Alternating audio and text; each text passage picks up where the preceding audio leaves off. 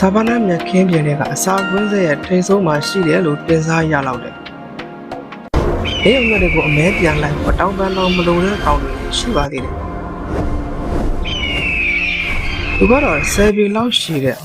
အာဖရိကရောခွဲသန်းလို့ခေါ်တဲ့အာဖရိကကြောက်စပအုံးတော်မှာအတိုက်ထဲမှာတော့လိမ့်အောင်ငှက်ပေါက်ကလေး၃ကောင်ရှိနေပါတယ်။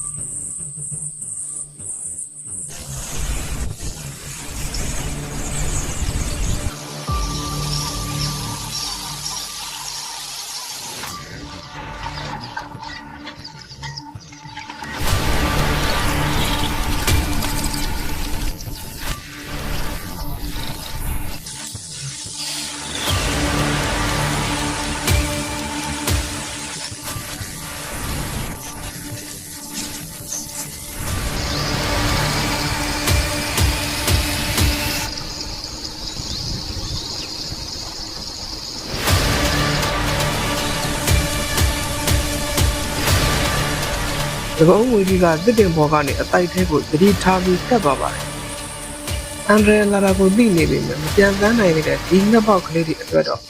ပုံးစရာနေရာမရှိတော့တယ်လို့ထွက်ပြေးစရာမြေကြီးလည်းမရှိတော့ပါဘူး။ကိုအရင်ဆုံးအစားမခံရအောင်တို့ရမရှိခွန်အားလေးနဲ့အတက်နိုင်ဆုံးကာကွယ်နေရတာပါ။တို့ကအကောင်ငယ်သေးတော့စပအုံးငွေကြီးကိုပြန်မခုခံနိုင်ကြပါဘူး။အဲ့ဒီချိန်မှာတို့ရဲ့အမေလိမ့်အောင်ငှက်မာကြီးကငွေကြီးကနေသူ့ကလေးတွေရဲ့အော်ဒါကိုတတိထားမိသွားပြီးတော့တိုက်စီကိုအမြန်ပြန်လာပါတော့တယ်လိမ့်အောင်ငှက်မာကြီးကမိခင်မေတ္တာအပြည့်နဲ့သူ့ကလေးတွေရဲ့ရှေ့ကနေစပအုံးငွေကြီးကိုရေရဲဝုန်းဝုန်းပဲရင်ဆိုင်လိုက်ပါတယ်ခါမသိရင်သူတောင်ပြန်အစားခံရနိုင်ပါတယ်မိခင်မေတ္တာဆိုတာဒီလိုပါပဲကိုယ့်အသက်ကိုယ်တောင်ပဓာနာမထားပဲသားသမီးကိုကာကွယ်ပေးတတ်ကြပါတယ်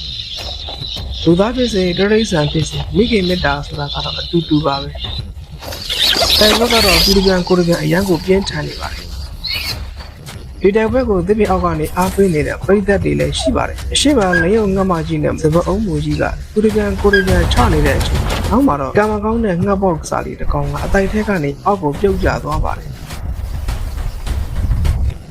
မြေခွေရေးကိုသစ်ပင်အောက်ကနေစောင့်ရတဲ့မြေခွေးကလည်းလက်လုံးမခံပါဘူး။အောက်ကိုကျလာတဲ့လိမ့်အောင်ငှက်ပေါက်စားလေးကိုသူ့အတွက်လေးလေစားရပြီဆိုပြီးခြီသွားတာပေါ့အောက်မှာလည်းနောက်ထပ်မြေခွေးတစ်ကောင်စောင့်နေပါသေးတယ်အဲ့ဒီချိန်မှာနောက်ထပ်လိမ့်အောင်ငှက်ပေါက်တစ်ကောင်ထပ်ပြီးတော့ပြုတ်ကျသွားပြန်ပါတယ်ဒါပေမဲ့သူကကံကောင်းကျင်တော့သစ်ကိုင်းတစ်ကိုင်းကိုခြေသေးလေးတွေနဲ့ကုတ်ထားနေတယ်ပါတယ်အပေါ်မှာတော့လိမ့်အောင်ငှက်မကြီးကသူ့ကလေးနှစ်ကောင်ပြုတ်ကျသွားတာကိုသတိထားမိသွားပါတယ်ဒါပေမဲ့အတိုက်ထဲမှာကြံနေသေးတဲ့တကောင်ကိုလည်းခါခွဲပေးဖို့ရှိနေပါသေးတယ်။တကောင်ဝီကြီးကလည်းအလျှော့မပေးပဲထပ်ပြီးတော့တိုက်ခိုက်နေပါတယ်။ဒါပေမဲ့မကြခင်မှာပဲနောက်ဆုံးကြံခဲ့တဲ့လင်းယုံငှက်ပေါက်လေးတကောင်မှအောက်ကိုပြုတ်ကျသွားပြန်ပါတယ်။အဲ့ဒီပြုတ်ကျသွားတဲ့ကောင်လေးကိုအောက်မှာစောင့်နေတဲ့မြေခွေးကချက်ချင်းပဲခြီသွားပါတော့တယ်။အဲ့ဒီချိန်မှာတော့အတိုက်ထဲမှာငှက်ပေါက်လေးတကောင်မှမရှိတော့ပါဘူး။ဒါကြောင့်လင်းယုံငှက်မကြီးကမွေကြီးနဲ့ထပ်ပြီးတိုက်ခိုက်နေလို့ဘာမှမထူးတော့ပါဘူး။အောက်ကိုကျသွားတဲ့ခုကလေးတွေကိုပြန်ကယ်ဖို့ပဲဆုံးဖြတ်လိုက်တယ်။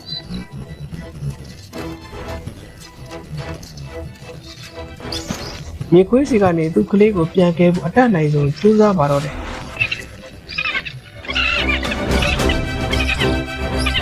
ဒါပေမဲ့မြေခွေးကတွင်းထဲကိုဝင်ပြေးတော့သူဘလို့မှမတတ်နိုင်ဘူးလက်လျှော့လိုက်ရတယ်။ဒီဆုံးတော့သူ့ကလေးနှစ်ကောင်အတွက်ဝမ်းနည်းနေပြီမဲ့ကြံခဲ့တဲ့တကောင်အတွက်လည်းအစာရှာပေးဖို့လိုပါသေးတယ်။ဒါကြောင့်သူ့ကလေးစီကိုပဲပြန်လာခဲ့လိုက်တယ်။အဲ့ဒီနောက်မှာ market အုပ်စုကလည်းအစာရှာစားနေကြပါတယ်။အဲ့ဒီနောက်သူကကောင်းကင်ဘုံဝဲပြန်ပြီးတော့သူ့ကလေးအတွက်အစာရှာနေပါတယ်။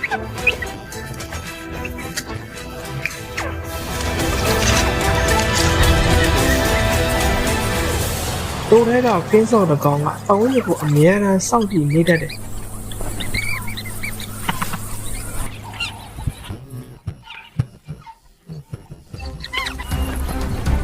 အပေါ်မှာလေးရုံမြကြီးဝဲနေတာမြင်လိုက်တာနဲ့အချက်ပေးလိုက်ပါတော့တယ်။ချက်ချင်းပဲသူတို့တမီသားစုလုံးဖျက်ပေးကြတော့တာပဲ။လေးရုံမြကြီးကသားကောင်ကိုမြင်လိုက်တာနဲ့မြေပြင်ပေါ်အရှိန်နဲ့ထိုးဆင်းလိုက်ပါ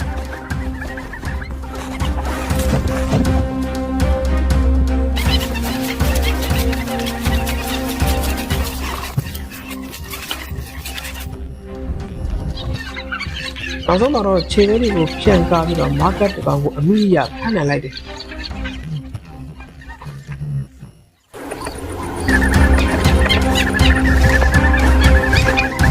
ကားရတဲ့ဘာကောင်ကိုတော့အတိုက်ရှိတဲ့သူ့ကြီးစီကိုချီးသွားပါတော့အစားတွေပါလာနေတဲ့အတိုက်ထဲမှာတော့နှစ်ပေါက်ကလေးတစ်ကောင်မှမရှိတော့ပါဘူးဒါကြောင့်သူကနောက်ဆုံးပြန်ခဲ့တဲ့နှစ်ပေါက်စကလေးရှိတဲ့နေရာကိုပဲအစားလေးချီပြီးတော့ယူသွားပါတယ်။ရဲငမကြီးကကြံခဲ့တဲ့နှစ်ပေါက်စလေးအသားစားတွေကိုဖဲ့ပြီးတော့ကျွေးနေတာပါ။နှစ်ကောင်ကတော့မြေကြီးပဲပြုတ်ကြပြီးတေးဆုံးသွားခဲ့ရပေမဲ့တစ်ကောင်ကတော့အတက်နဲ့ဆုံးသူ့ကာကွယ်ဆောင်ရှုံးဆုံးပါဘူး။ရဲငမကြီးကအာဖရိကမှာအကြီးဆုံးနဲ့အသံမဆုံးအငဲလိုက်မဲ့ကြီးဖြစ်ပါတယ်။သူတို့ကအသက်ပြင်းနေနေပဲရှိတဲ့ဒီလိုသာဝနာမြက်ခင်းမြင်တွေကချုံပုတ်လူကြားထဲမှာနေထိုင်ကြပြီးတော့သူတို့ရဲ့အတိုက်ကိုတော့သက်ပြင်းအမြင့်ဒီပေါ်မှာစောက်ကြတာများပါတယ်။အဲငါတွေကတကောင်နဲ့ဒါမှမဟုတ်အစုလိုက်နေထိုင်တတ်ကြပြီးတော့သူတို့ပိုင်တဲ့နေမြေကိုတောင်ကမောကနေဝဲပြန်ပြီးတော့ကင်းဆောင်နေရှိပါတယ်။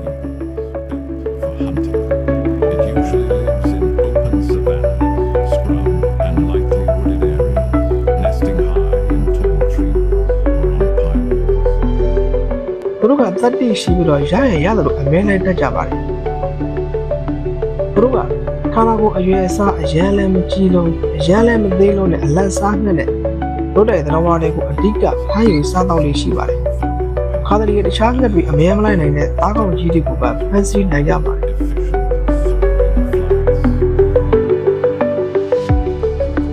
သူတို့ရဲ့မျက်လုံးကအရန်လင်ကအဝေးကြီးကအစားကိုတော့မြင်နေပါတယ်အရွယ်ရောက်ပြီးသားလျော့ငှက်ကြီးတစ်ကောင်ရဲ့ကြောဘက်ကအမဲရောင်ဖြစ်ပြီးတော့အဲ့မှာတော့အဖြူရောင်အဆက်တွေအများကြီးပါပါတယ်။ငှက်ပေါက်စားလေးတွေကတော့အယောင်ဖြော့ပြီးတော့အဆက်အပြောက်လေးနည်းပါတယ်။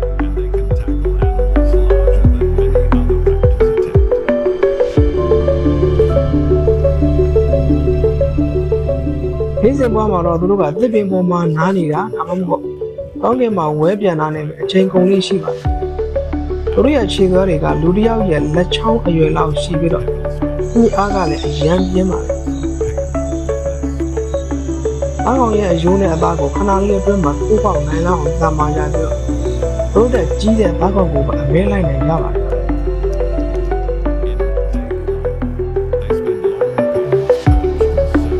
အဲငါတွေကတောင်ပန်ဖြတ်လိုက်ရင်10ပေလောက်ထိကျပြီးတော့ခေါင်းကင်မှာဝဲပြန်ရတာနဲ့အမဲလိုက်ရတာသူတို့အတွက်အရန်လွယ်ပါတယ်။သူတို့ရဲ့ခန္ဓာကိုယ်ကလည်းအလေးချိန်3ကီလိုဂရမ်ကနေ6ကီလိုဂရမ်လောက်ထိနေပါတယ်။မြန်မာချိန်နဲ့ဆိုရင်တော့တပိတ်သားကနေ3ပိတ်သားခွဲလောက်ထိရှိတာပါ။သူတို့ရဲ့မျိုးပွားနှုန်းကတော့အရန်လေးပါတယ်။လက်ရုံနဲ့ဇုံတွေကငှက်ပေါက်စားတစ်ကောင်လေးကိုပဲမွေးမြူလေးရှိပါတယ်။ငှက်ပေါက်စားလေးတွေကလည်းလာပေါင်းများစွာကြာမိဘကိုပဲမှီခိုရတာဖြစ်ပြီးတော့အချိန်အများကြီးပေးပြီးပြုစုပြိုးထောင်ကြရတဲ့ဘဝပုံစံဖြစ်ပါတယ်